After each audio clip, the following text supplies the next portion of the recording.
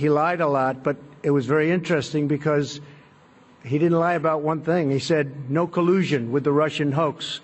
And I said, I wonder why he didn't just lie about that, too, like he did about everything else. I mean, he lied about so many different things. And I was actually impressed that he didn't say, well, I think there was collusion for this reason or that. He didn't say that. He said no collusion. And I was, a little impressed by that, frankly. He could have gone all out. He only won about 95% instead of 100%. But the fact is there is no collusion, and I call it the witch hunt. This should never happen to another president. This is so bad for our country. So bad.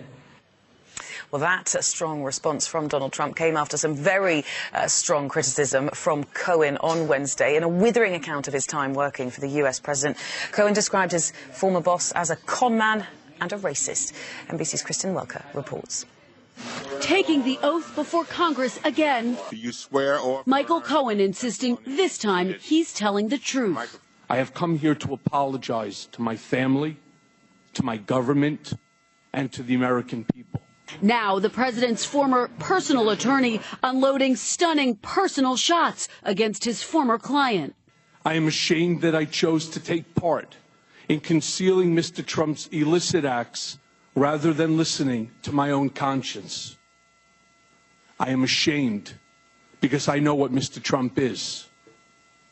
He is a racist, he is a con man, and he is a cheat. Cohen's dramatic array of allegations against the president included accusing him of committing a criminal act in office, directing Cohen to make hush money payments to Stormy Daniels. Mr. Trump directed me to use my own personal funds from a home equity line of credit to avoid any money being traced back to him. The president initially saying he knew nothing about the payments. You know where he got the money to make that payment? No, I don't know. But Cohen today bringing this $35,000 check, he says, signed by the president, saying it was a reimbursement. Cohen says Mr. Trump worried about Daniels' accusations after the Access Hollywood tape.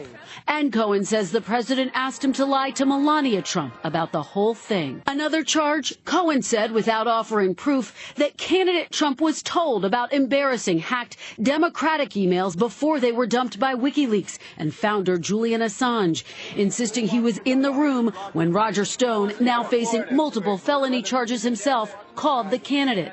Mr. Stone told Mr. Trump that he had just gotten off the phone with Julian Assange, and that Mr. Assange told Mr. Stone that within a couple of days there would be a massive dump of emails that would damage Hillary Clinton's campaign. Mr. Trump responded by stating to the effect, "Wouldn't that be great?" WikiLeaks responding today, writing Assange has never had a telephone call with Roger Stone. Then there was that potential Trump Tower real estate deal in Moscow. Cohen saying he believed Mr. Trump wanted him to lie about the fact that negotiations stretched well into the campaign, something Cohen lied to Congress about initially. Mr. Trump did not directly tell me to lie to Congress. That's not how he operates. He would look me in the eye and tell me there's no Russian business, and then go on to lie to the American people. Cohen says he had no knowledge of any collusion with Russia, but says he has his suspicions that Donald Trump Jr. told his father about that Trump Tower meeting between campaign officials and a Russian attorney. The Democrats don't care.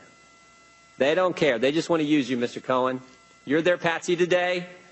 They got to find somebody, somewhere, to say something so they can try to remove the president from office.